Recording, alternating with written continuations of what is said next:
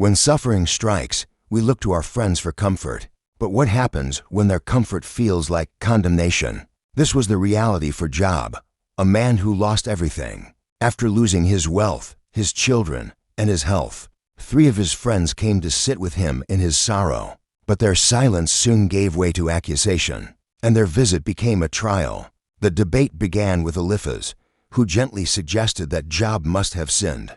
Who that was innocent has ever perished? He asked. Those who plow iniquity and sow trouble reap the same. His argument was simple. God is just, and you are suffering. Therefore you must be guilty. Confess, and God will restore you. Then came Bildad, a man of tradition. He was even more blunt.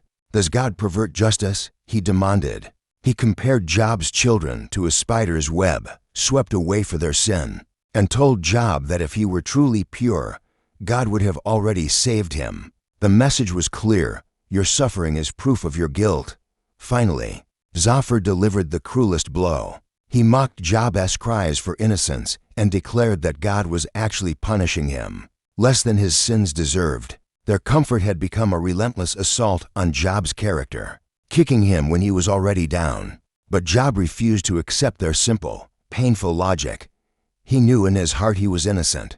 To his friends, he cried out, I have heard many things like these. Miserable comforters are you all. Will your windy words have an end?